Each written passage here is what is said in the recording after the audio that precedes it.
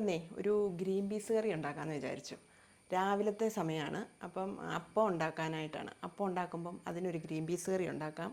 അപ്പം അത് നമുക്ക് ഒരു വീഡിയോ ആക്കുവാണെങ്കിൽ നിങ്ങൾക്കൂടെ ഷെയർ ചെയ്യാമല്ലോ. അങ്ങനെ വിചാരിച്ചിട്ട് ഗ്രീൻ പീസ് കറി ഉണ്ടാക്കുവാണ്. അപ്പം നമ്മളതിന് ഒരു കപ്പ് ഗ്രീൻ പീസ് എടുത്ത് ഒരു 3-4 വിസിലടിച്ചിട്ട് വേവിച്ച് വെച്ചു. അത് കഴിഞ്ഞിട്ട് അതിൻ്റെ ബാക്കി സാധനങ്ങളൊക്കെ അരിഞ്ഞു വെച്ചിട്ടുണ്ട്. നമുക്ക് നോക്കാം. അടുപ്പ് കത്തിക്കാം. ഒരു 3 ടേബിൾ സ്പൂൺ വെളിച്ചെണ്ണ ഒഴിക്കും. നമ്മൾ ഒരു ടീസ്പൂൺ കടുകിട്ടു. അപ്പോൾ കടുക് പൊട്ടി കഴിഞ്ഞപ്പോഴത്തേക്കും നമ്മൾ അതിനകത്തോട്ട് ഒരു 2 സവോള, മീഡിയം സവോള 2 എണ്ണം ചെറുതായിട്ട് ചോപ്പ് ചെയ്തത്,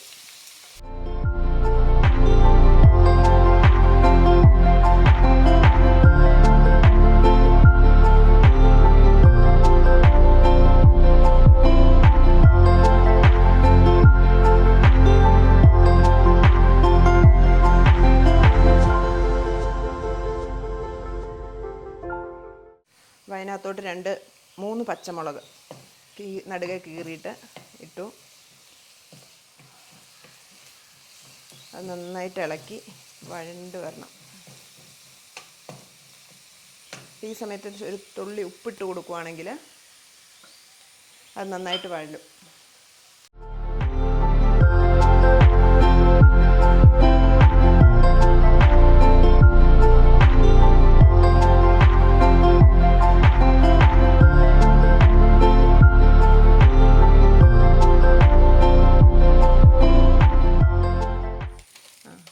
അപ്പോൾ ഇതിനകത്തോട്ട് നമ്മൾ കുറച്ച് കറിവേപ്പില ഇടുക.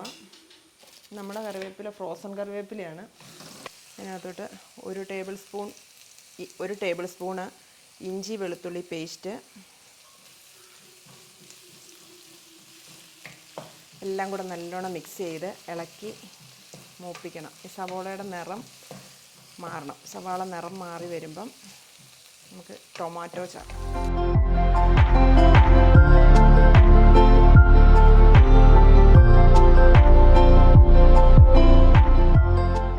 സവോള മൂത്തിട്ടുണ്ട്.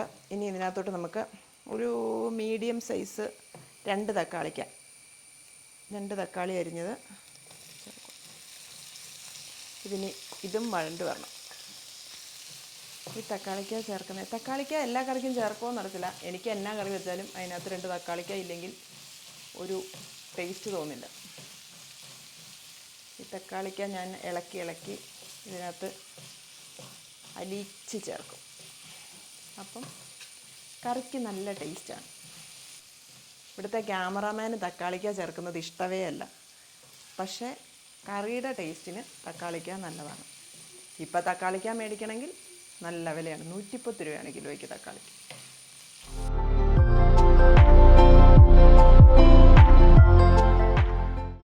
ഇപ്പം ഈ കറിക്ക് നല്ലൊരു കളറായില്ലേടാ തക്കാളിക്ക ഇട്ടപ്പം.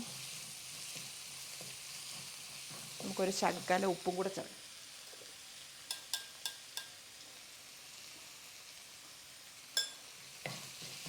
ഉപ്പ് ചേർക്കുന്നത് എന്നാന്ന് വെച്ചാൽ ഈ ഇടയ്ക്ക് ഉപ്പ് ചേർക്കുമ്പോഴേ ഈ കഷ്ണം ഇതൊക്കെ പെട്ടെന്ന് അങ്ങ് അലുക്കും വേഗും നല്ല പെട്ടെന്ന് കുഴഞ്ഞു വരും. അതിനാണ് ഉപ്പ് ചേർക്കുന്നത്. ഉപ്പോ അല്ലെങ്കിൽ ഒരു ചെറിയ ടീസ്പൂൺ മഞ്ഞൾപ്പൊടി ചേർത്താലും പെട്ടെന്ന് ഇരുന്ന് വഴണ്ട് വരും. ഇതൊക്കെ നമ്മളെ പണ്ട് ചെറുതിലെ കറിയൊക്കെ വെക്കാൻ പഠിക്കുന്ന സമയത്ത് കാരണവന്മാരോ ആരെങ്കിലുമൊക്കെ പറഞ്ഞു തരുന്നതാണ് ഈ ടിപ്സൊക്കെ. ഒരു 5 മിനിറ്റ് ഇളക്കിയാൽ മതി. 5 മിനിറ്റ് വഴറ്റുമ്പോഴത്തേക്കും തക്കാളിക്ക നല്ല പേസ്റ്റ് പോലെ. ഇപ്പം തന്നെ നല്ലോണം കുഴഞ്ഞു. ഇനി ഒന്ന് നല്ലോണം വെന്ത് അതിൻ്റെ പച്ചച്ചൊവയൊക്കെ മാറി നല്ലോണം കുഴഞ്ഞ് വരണം.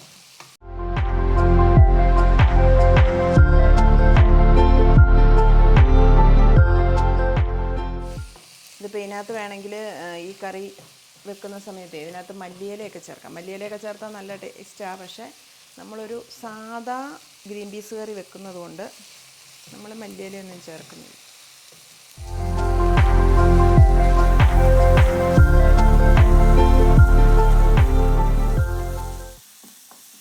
തക്കാളിക്കായും സവോളയും എല്ലാം കൂടെ നല്ലോണം വഴണ്ടിട്ടുണ്ട്.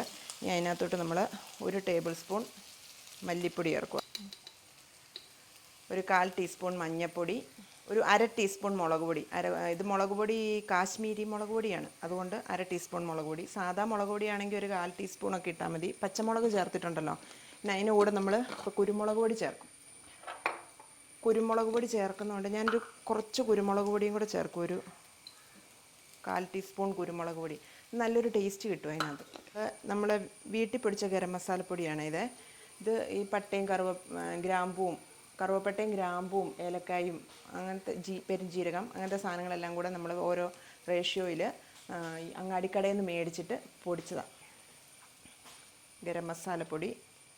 ഇനി ഈ പൊടികളെല്ലാം കൂടെ മിക്സ് ചെയ്ത് നന്നായിട്ട് ഒരു മിനിറ്റ് വഴറ്റാം. ഇതിൻ്റെ പച്ചച്ചുവയൊക്കെ, മുളക് പൊടിയുടെയൊക്കെ പച്ചച്ചുവയൊക്കെ മാറി നന്നായിട്ട് ഒരു സ്മെല്ല് വരും,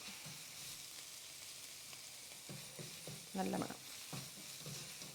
നേരത്തെ കറി വെക്കുമ്പം ഈ കറിയൊക്കെ മണത്ത് നോക്കിയിട്ട് നല്ല മണവും അല്ലെങ്കിൽ എന്നതിലൊക്കെ സാധനം കാണുമ്പോൾ നല്ലതെന്ന് പറയുമ്പോഴത്തേനും പറയും ഒറ്റയടിയാ അച്ചാച്ചൻ്റെ അമ്മച്ചി.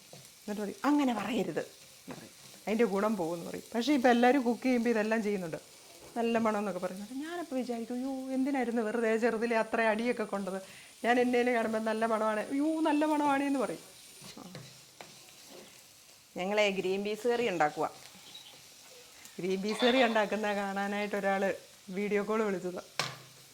അതൊന്നല്ല കേട്ടോ, വിളിച്ച സമയത്ത് രാവിലെ എണീറ്റ് ഡ്യൂട്ടിക്ക് ഇറങ്ങിയ സമയത്ത് നമ്മൾ ഗ്രീൻ പീസ് കറി ഉണ്ടാക്കുവാണ്. അതും കണ്ടുകൊണ്ട് അവിടെ ഇരിക്കുക, ചൂടടിച്ച് അടുപ്പിൻ്റെ ചോട്ടി ഇരിക്കുക അല്ലേ. ചൂടടിച്ച് നിങ്ങളെ ഞാൻ അടുപ്പിൻ്റെ മൂട്ടി കയറ്റി ഇരുത്തണമെന്ന് ഞാൻ കുറേ നാളായിട്ട് വിചാരിക്കുമായിരുന്നു. ഇപ്പോഴാണ് അവസരം കിട്ടിയത്.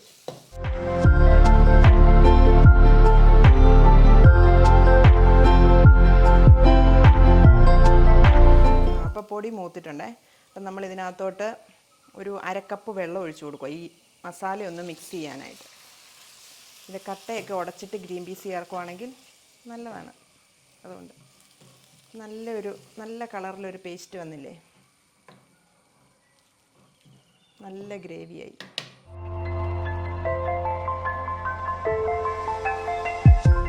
ഗ്രേവിക്കകത്ത് നല്ല തിള വന്നിട്ടുണ്ട്. അതിനകത്തോട്ട് നമ്മൾ ഗ്രീൻ പീസ് വേവിച്ച് വെച്ചേക്കുന്ന ഗ്രീൻ പീസ്, ഒരു 4 വിസിലടിച്ച് വേവിച്ച് വെച്ചേക്കുന്ന ഗ്രീൻ പീസ് ചേർക്കുക. ഗ്രീൻ പീസ് ചേർത്ത് നന്നായിട്ട് ഇളക്കണം. എന്നിട്ട് തീ കൂട്ടി വെച്ച് നന്നായിട്ട് തിളപ്പിക്കണം.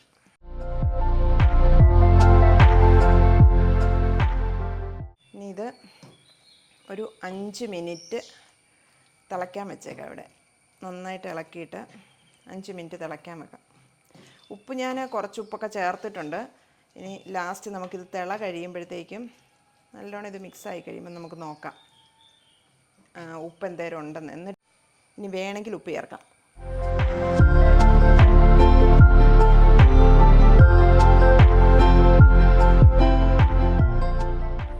അപ്പം നമ്മുടെ ഗ്രീൻ പീസ് കറി വേകുമ്പോഴത്തേക്കും, അത് റെഡി ആകുമ്പോഴത്തേക്കും നമുക്ക് 2 അപ്പം ഉണ്ടാക്കാം.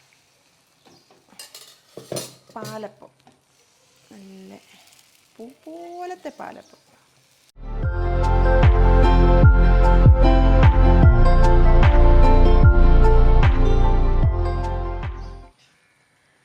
ഗ്രീൻ പീസും ഗ്രേവിയും തമ്മിൽ നല്ല മിക്സായി, നല്ല തിളച്ച് ഒരു 5 മിനിറ്റ് മിച്ചം തിളച്ചിട്ടുണ്ട്.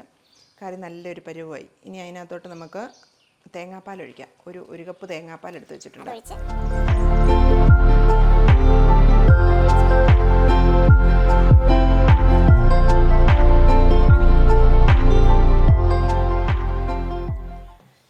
ഇത് തേങ്ങാപ്പാൽ ചേർത്ത് കഴിഞ്ഞിട്ടേ തിളയ്ക്കേണ്ട കാര്യമില്ല. ഇത്രയും നേരം നല്ല തിളച്ച കറിയാണ്. ഇപ്പോൾ തേങ്ങാപ്പാലൊന്ന് ചൂടായി വരുമ്പം നമ്മളിത് വാങ്ങി, ആദ്യമേ കടുക് പൊട്ടിച്ചതായതുകൊണ്ട് വേണമെങ്കിൽ ഒരു ശകലം വെളിച്ചെണ്ണ വേണ്ട, ഒഴിക്കണ്ട. അപ്പം നമുക്കിത് കഴിച്ച് നോക്കാം. ഭയങ്കര ടേസ്റ്റുള്ള കറിയാണ്. ജോജിക്ക് സ്കൂളിലൊക്കെ അപ്പവും ഗ്രീൻ പീസോ അല്ലെങ്കിൽ കാപ്പിക്ക് ഉണ്ടാക്കുന്നത് കൊണ്ടുപോകാനാണ് ഇഷ്ടം. അപ്പോൾ ഈ കറി ജോജിക്ക് ഭയങ്കര ഇഷ്ടമാണ്. ജോജി തന്നെ ഉണ്ടാക്കും ഈ കറി. ജോജി ഇത് സൂപ്പറായിട്ട് ഈ കറി ഉണ്ടാക്കും. തേങ്ങാപ്പാലൊക്കെ ഒന്ന് പിഴിഞ്ഞു കൊടുക്കണം എന്നേ ഉള്ളൂ. അപ്പോൾ അപ്പം ഇത്രയും ചുട്ടിട്ടുണ്ട്. അപ്പം ചുടിയിൽ അവിടെ നടന്നുകൊണ്ടിരിക്കുന്നു. ബാക്കി എല്ലാവർക്കും കാപ്പി കുടിക്കണമല്ലോ. അപ്പം ഈ ഒരപ്പം എടുത്ത് ഞാൻ ഈ കറി ഒന്ന് ടേസ്റ്റ് ചെയ്ത് കാണിക്കാം.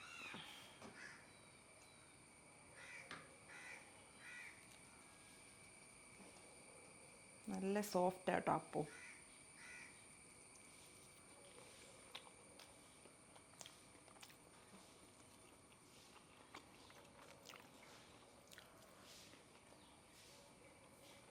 ഇപ്പോഴത്തെ ചിക്കൻ്റെ ഇടയ്ക്ക് ചിക്കനൊന്നും ഇല്ലെങ്കിലും ഇങ്ങനെയും കറികളൊക്കെ വെക്കാം. ഇത് നല്ല ടേസ്റ്റാണ്. നമ്മുടെ ക്യാമറാമാന് 11 മണി കഴിയുമ്പോഴത്തേനും ഒരു പരിപാടിയുണ്ട്. അപ്പോൾ അതിന് പോകേണ്ടതുകൊണ്ട് അപ്പം മൊത്തം ചുട്ട് തീരുന്നതിന് മുന്നേ എന്നെക്കൊണ്ട് ടേസ്റ്റ് ചെയ്യിച്ചിട്ട് പോകാനാണ്. നല്ല ടേസ്റ്റുള്ള, അതുകൊണ്ട് ഞാനുണ്ടല്ലോ ബാക്കി എന്നാ പറയണമെന്നിങ്ങനെ പറയുന്ന കാര്യം മറന്നുപോയി. അപ്പോൾ എല്ലാവർക്കും ഈ വീഡിയോ ഇഷ്ടപ്പെടുവാണെങ്കിൽ കറിയൊക്കെ ഒന്ന് ഉണ്ടാക്കി നോക്കണം.